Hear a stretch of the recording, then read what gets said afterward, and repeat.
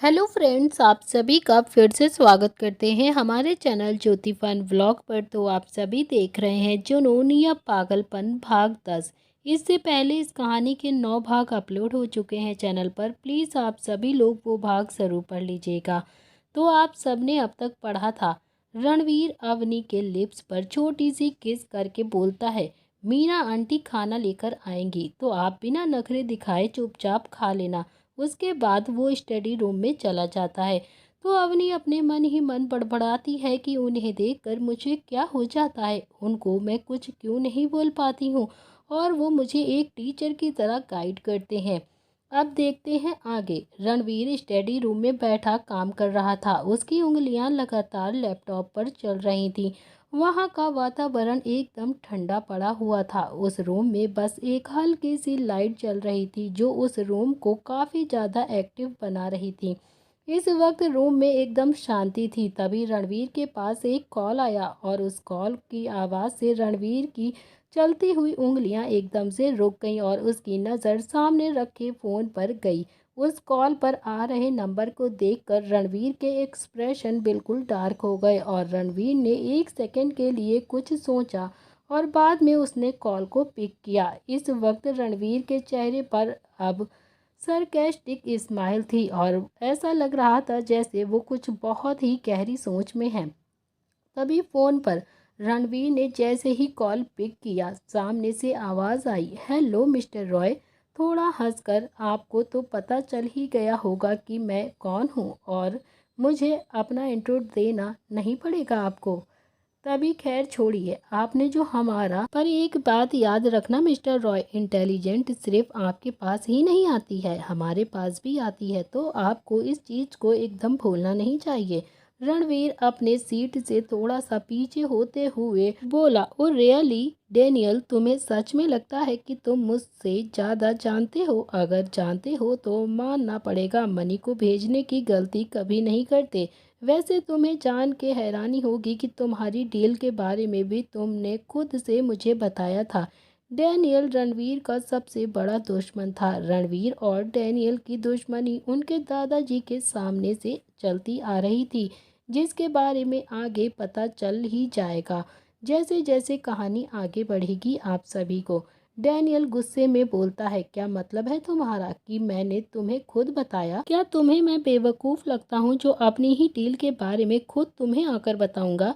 रणवीर अपनी आवाज़ को बिना ऊंची किए हुए बोला, तैयार रहना डैनियल, आ रहा हूँ मैं तुम्हारी अगली डील के बाद उसको बर्बाद करने के लिए। रणवीर ने एक वाइनिंग स्माइल दी और फ़ोन को काट दिया। फ़ोन के रखते ही डैनियल ने चिल्लाकर कहा, क्या बकवास कर रहा था ये रणवीर, मैं इसे बर्बाद कर दूंगा। जॉन डैनियल का असिस्टेंट है, मुझे रणवीर के बारे में सारी इन्फॉर्मेशन चाहिए। पता करो वो इस वक्त कहाँ पर है और क्या कर रहा है। मुझे उसकी कमजोरी के बारे में पता करना है। छोड़ूंगा नहीं मैं तुम्हें रणवीर राय, बर्बाद कर दूंगा तुमको, तुम्हारी कमजोरी पर वार करके तुम्हें इतनी ज़्यादा तकलीफ दूंगा कि तुम खुद ही टूट जाओगे। तभी इधर रूम का टेम्परेचर जो काफ़ी ज़्यादा खतरनाक लग रहा था, काली भी डैनियल के रूप को देखकर बहुत ही ज़्यादा घबरा गया था। तभी रात का वक्त था। रूम में अवनी कब से बाथरूम का दरवाज़ा इधर उधर कर रही थी। उसने सारे सामान को उथल पुथल कर दिया था। अवनी को अब बहुत ही ज़्यादा गुस्सा आने लगा था। तभी रूम का दरवाज़ा धीरे से खुलता है तो रणवीर जब अंदर आया तो उसने अवनी को कहीं भी नहीं देखा तो वो घबरा गया।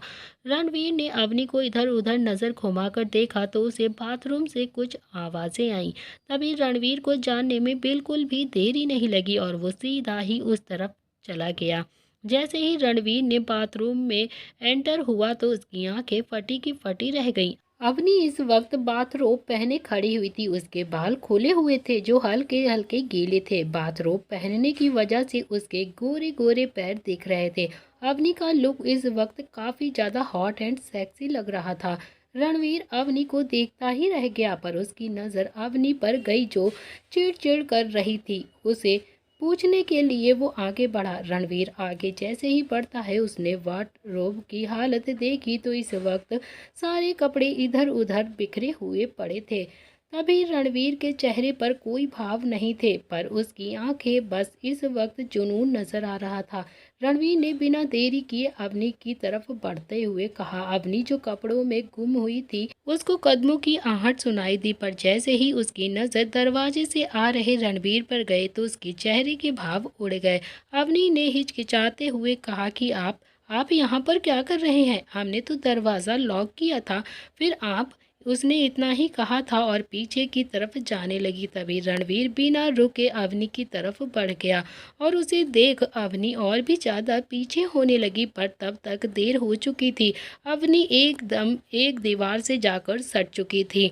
रणवीर उसके एकदम करीब आकर खड़ा हुआ। रणवीर ने अपने दोनों हाथ अवनी के कमर पर रखे और अपनी सैडिफिक वॉइस में कहा कि हमें हमारे कमरे में आने से कोई नहीं रोक सकता। ये लॉक भी नहीं है क्योंकि ये सेंसर से खुलता है। वो छोड़िए, आप हमें ये बताइए कि आप यहाँ पर इस तरह से क्या कर रही थी जान, और आपने पूरे वार्डरोब की ऐसी हालत क्यों कर रखी है? अवनी ने अपनी आंखें बंद कर रखी हुई थी।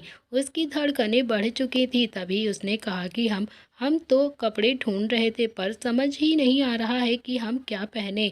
एक तो आपने इतने सारे कपड़े रखे हैं कि हम भी भूल जाते हैं कि ये हमारे पास इतने सारे कपड़े पहले तो कभी नहीं थे, और अब तो ये सब कुछ सपने की तरह लग रहा है। रणवीर अवनी के कन्फ्यूजन से हंसकर बोला, बस इतनी सी बात, अभी रुको। रणवीर अवनी से दूर हुआ और वार्डरोब से एक नाइट गाउन लेकर अवनी को दे देता है। ये लो पहनो। अवनी अपनी आंखें ऊपर करके बोली, हमने कभी इस तरह के कपड़े नहीं पहने हैं। तभी रणवीर अवनी को जवाब देते हुए बोला, पहले नहीं पहने हैं पर अब पहनो और जल्दी से जाओ, वरना हमने कब से अपने आप को रोक रखा है जान, और नहीं रोक पाएंगे हम, और शादी से पहले ही। ये बात रणवीर ने काफी सैडिस्टिक तरीके से कही थी। तो अवनी रणवीर को घूर कर देखने लगी और बोली, बेशरम कहीं के, और वहां से जाने लगी। जाते जाते रणवीर ने जो उसे गाउन दिया था वो भी ले गई। रणवीर अवनी की बातों से बिना पलटे ही बोला, I just because of you जान।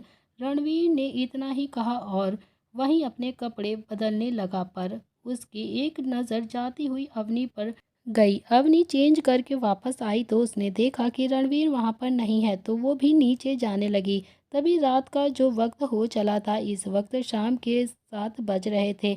अवनी चेंज करके आ चुकी थी। रणवीर भी कमरे में नहीं था। नीचे आकर अवनी सीधा किचन की तरफ गई। इस वक्त अवनी ने नीले रंग की नाइटी पहन रखी थी जो रणवीर ने उसे दी थी। वो नाइटी फुल लेंथ थी, इस वजह से अवनी को घर में पहनने से कोई प्रॉब्लम भी नहीं हुई। अवनी किचन के अंदर आ गई तो वहाँ मीना जी खाना बना रही थी। अवनी सीधा उनके पास गई और बोली, आंटी क्या आप खाना बना रही हैं? इस पर मीना जी ने भी हल्की स्माइल के साथ अवनी की तरफ देखा और प्यार से कहा कि हाँ बेटा, मैं खाना बना रही हूँ, अगर तुम्हें कुछ चाहिए तो बता दो, मैं वो भी बना दूंगी। इस पर अवनी सोचते हुए बोली, मुझे कुछ भी नहीं चाहिए, पर क्या मैं खाना बनाने में आपकी मदद कर दूं? मीना जी अवनी को रोकते हुए बोलती हैं कि नहीं अवनी बेटा, आप आराम करिए, हम बना लेंगे, और वैसे भी आपके वो क्या बुलाती हैं आप उन्हें, हाँ, मगरमच्छ को पता चल गया ना तो हम सब की खैर नहीं है। अवनी की लाख कोशिश के बाद भी मीना जी ने उन्हें मना कर दिया था। तो अवनी थक हार के पीछे जाने लगी, और पर जैसे ही वो पीछे मुड़ी तो सामने रणवीर खड़ा हुआ था। इस वक्त उसका चेहरा एकदम शांत था, पर उसकी आंखें बहुत ही ज़्यादा डरावनी लग रही थीं। रणवीर ने अवनी को घूर कर देखा और उसकी तरफ बढ़ गया। अवनी तो मानो रणवीर को देखकर सुन्न सी पड़ गई हो, और वो अपनी जगह से एक कदम भी नहीं हिली। उसने अपने हाथों से अपनी नाइटी जोर से पकड़ ली। रणवीर ने बिना कुछ सोचे समझे बस अवनी को अपनी गोद में उठा लिया। अवनी ने भी उसे कुछ नहीं बोला, उसने बस अपने दोनों हाथ गिरने की वजह से रणवीर के गले में डाल दिए। और जाते जाते रणवीर बस मीना जी को बोला कि आंटी आप हमारा खाना ऊपर ही भिजवा दीजिएगा, हम वहीं पर खा लेंगे। रणवीर की बात सुनकर अवनी की आंखें और भी ज़्यादा बड़ी हो गईं। उससे कुछ भी बोला नहीं गया था। तभी उसे यही सता रहा था कि कहीं उसके मॉनिस्टर बुलाने से रणवीर गुस्से में तो नहीं हो गया। ये सोचकर उसका दिल बैठा जा रहा था। वैसे भी रणवीर का ये सबके सामने उसे उठाकर ले जाने से उसे काफ़ी ज़्यादा शर्म आ रही थी, जिससे वो रणवीर से नज़रें बार बार चुरा रही थी और इधर उधर देखने लगी थी। उसे बस यही डर लग रहा था कि उसे मॉनिस्टर कहने पर कहीं रणवीर उसे सज़ा न दे दे। तभी रूम में अवनी रणवीर से काफ़ी ज़्यादा डर गई थी, उसके मुंह से आवाज़ तक नहीं निकल रही थी। तभी रणवीर ने उसे प्यार से बेड पर बैठाया और अपनी हल्की हल्की वॉइस में अवनी की आंखों में देखकर कहा कि आपको इस तरह से जाने के लिए किसने कहा था जान? हमने कहा था ना कि आप बस आराम करेंगी और कुछ भी नहीं। तो अवनी ने अपनी आंखें बंद कर ली थी, पर रणवीर की आवाज़ से उसने जवाब दिया कि हमारा मन नहीं लग रहा था कमरे में, इसीलिए हम बाहर गए थे। हमने कोई भी काम नहीं किया है, सच्ची। अवनी को इतना ज़्यादा डरता देख रणवीर बोला, रिलैक्स जान, हम डांट नहीं रहे हैं आपको ना। Open your eyes and look at me. Avni ने रणवीर की बातों से धीरे धीरे से अपनी आंखें खोली और रणवीर को देखने लगी। रणवीर ने अपनी बात को कंटिन्यू करते हुए कहा, जान आपको याद है हमने आपसे क्या कहा था? रणवीर की बात सुन अवनी सोचते हुए मासूमियत से बोली, आपने तो बहुत कुछ कहा था, आप किस बात की बात कर रहे हैं? अवनी की शक्ल देख रणवीर से रहा नहीं गया और उसने अवनी के ऊपर झुकते हुए काफ़ी सेडेटिव तरीके से कहा कि जान, हमने कहा था कि आपको देखने का हक सिर्फ हमारा है, हमारे सिवा आपको कोई भी नहीं देख सकता। रणवीर को अपनी तरफ आता देख अवनी पीछे होने लगी। तभी उसने अपनी पलकें झपकाकर अटकती हुई आवाज़ में कहा, आपने ऐसा कब कहा था? हमें हमें तो याद नहीं। वैसे भी हमें किसी ने कहाँ देखा है जो आप इतना ज़्यादा हाइपर हो रहे हैं। तभी रणवीर जो पूरा अवनी के ऊपर आ गया, जिससे अवनी ने अपने दोनों हाथ जल्दी से अपने सीने पर रखे। उसकी धड़कनें बढ़ गई थी, जिससे वो अपने लोअर लिप को बाइट कर रही थी। अवनी की ये हरकत देखकर रणवीर अच्छे से समझ रहा था। वो अवनी को देख शरारती अंदाज में बोला, रियली जान, आपको किसी ने भी नहीं देखा, पर हमने तो देखा है कि सारे सर्वेंट आपको ही देख रहे थे, वो भी इस नाइटी में।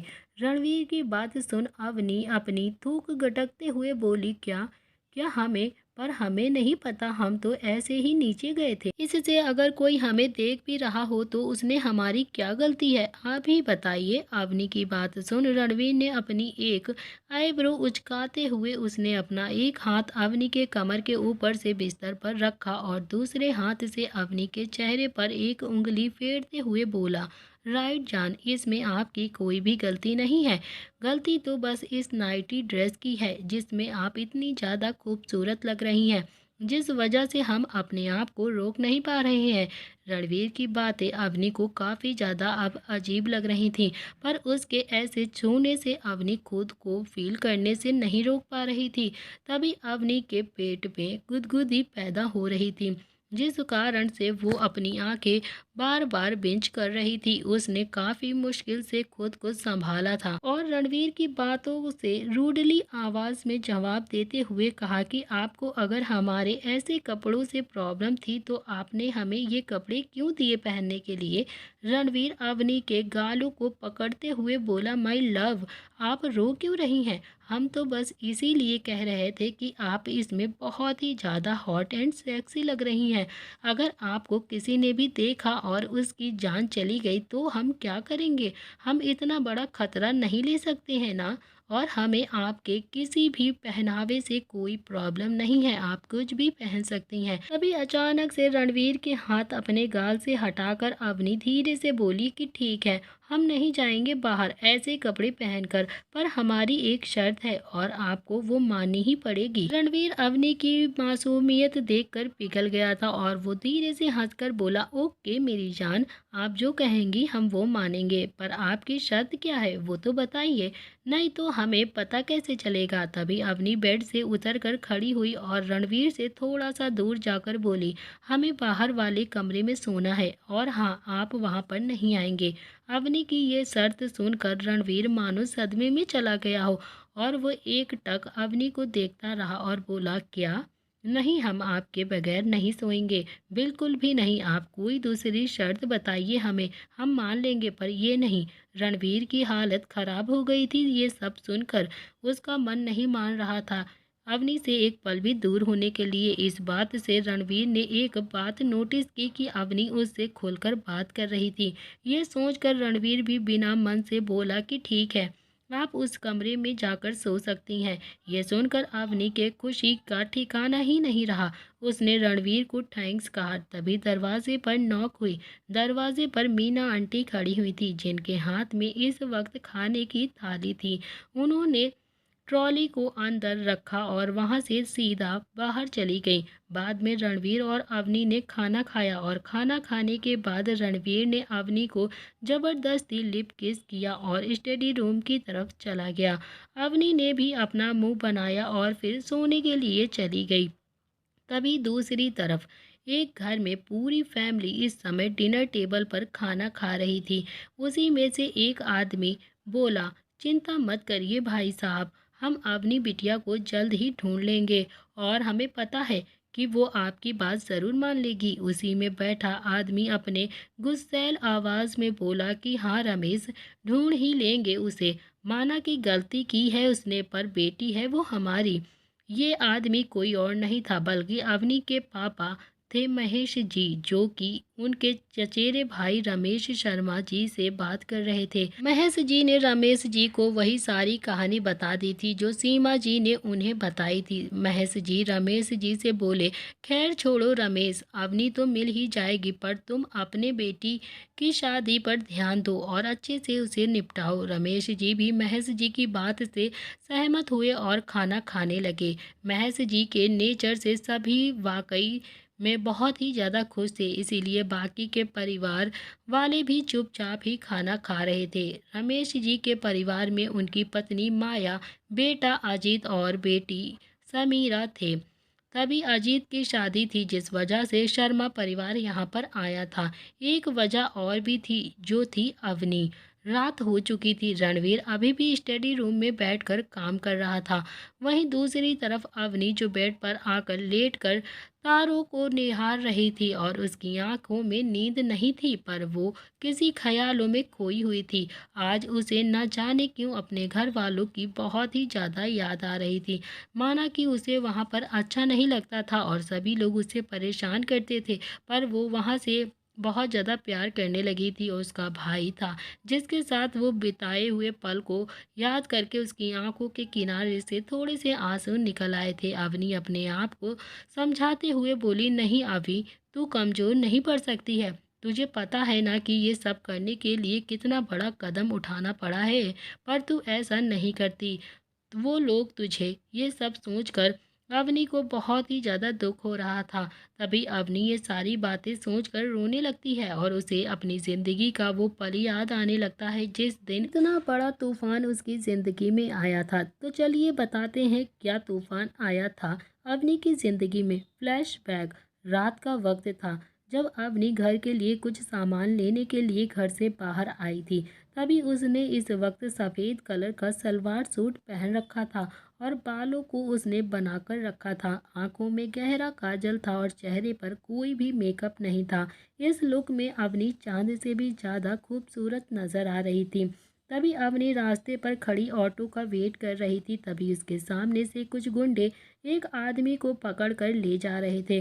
अवनी की अब तक उस पर नज़र नहीं गई थी, पर उन्हीं आदमियों में से एक आदमी, जो कि शायद उनका हेड था, उसकी नज़र अचानक से अवनी पर पड़ती है। उसने जैसे ही देखा तो मानो उसके तन बदन में अलग ही एहसास महसूस हुआ। वो बस अवनी को देखता ही रहा जब तक अवनी वहाँ से चली नहीं गई।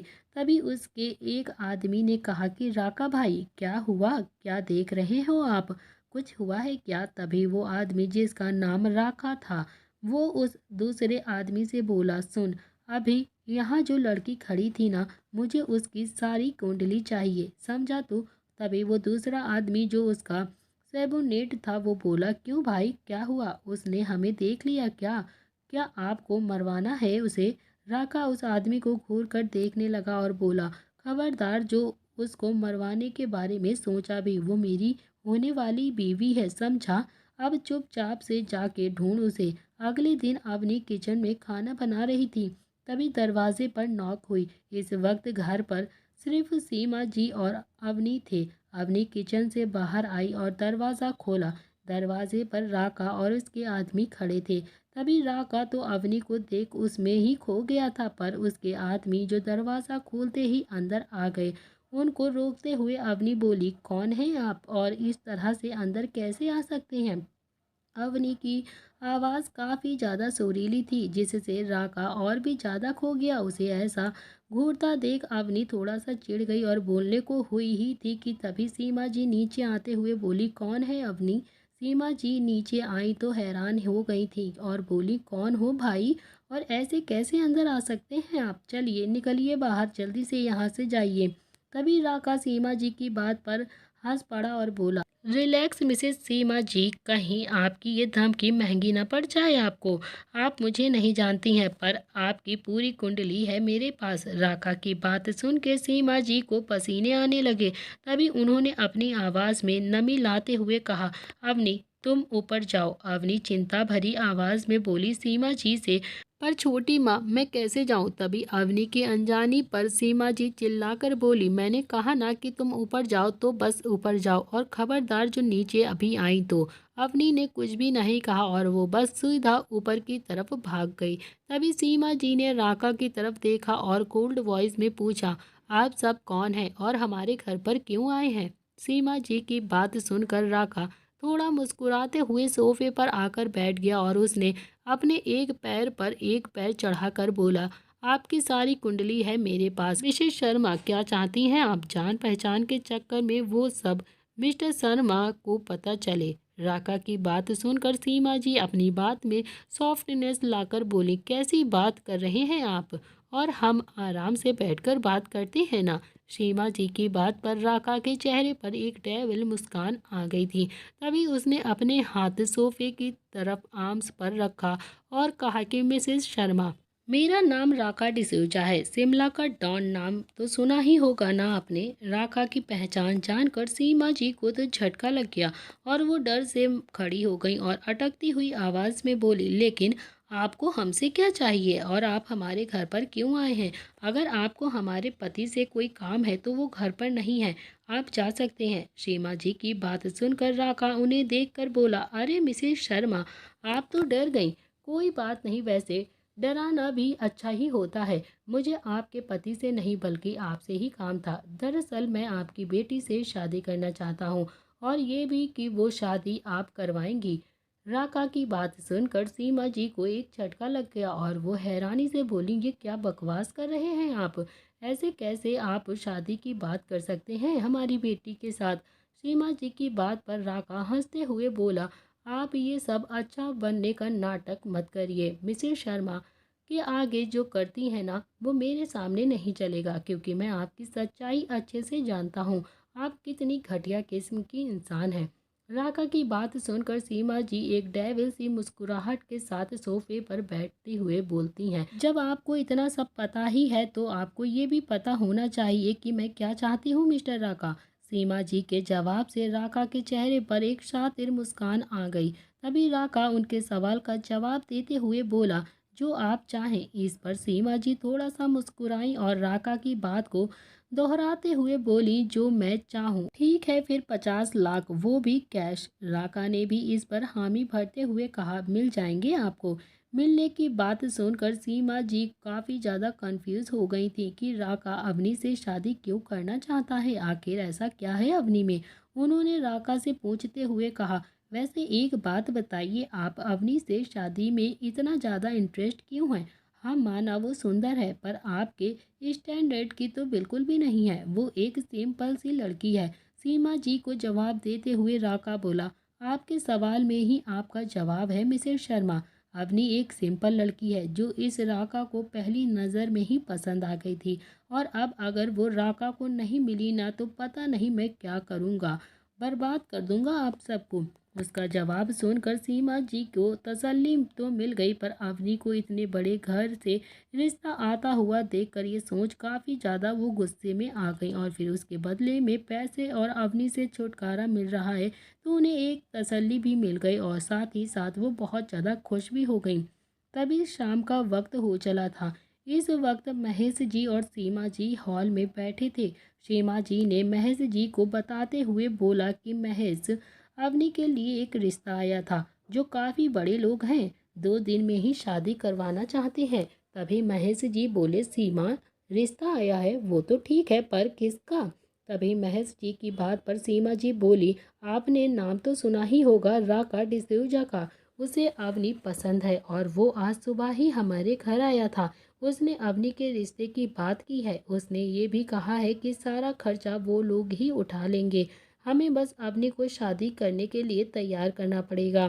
सीमा जी की बात पर महेश जी थोड़ा सा रूड होकर बोले, सीमा, तुम जानती हो ना कि वो एक गुंडा है, फिर भी तुम्हें अवनी के लिए उससे बात की, शर्म आनी चाहिए तुम्हें। महेश जी का गुस्सा देख सीमा जी बोली, हाँ तो क्या हुआ? आप चाहते हैं कि मैं उसे ना कर दूं ताकि वो हम सबको बर्बाद कर दे? और वैसे भी वो लोग बहुत बड़े लोग हैं, वो हमारी अवनी को खुश रखेंगे और प्यार देंगे। सीमा जी की बात सुनकर महेश जी बोले, अच्छा ठीक है, मैं बात करता हूँ उनसे, और हाँ, सब ठीक रहा तो 2 दिन में ही शादी कर देंगे। महेश जी की बात सुन सीमा जी के चेहरे पर एक सातिर मुस्कुराहट आ गई। तो क्या कर लेगा अवनी से शादी राका, या फिर नहीं? तो गाइस, इसी वजह से अवनी अपने घर से भागी थी, क्योंकि वो राका से शादी नहीं करना चाहती थी। यही एक डर था जो अवनी के दिल में आज भी है। अब आगे क्या होगा इस कहानी में, ये सब जानने के लिए आपको देखना पड़ेगा इस कहानी का अगला भाग।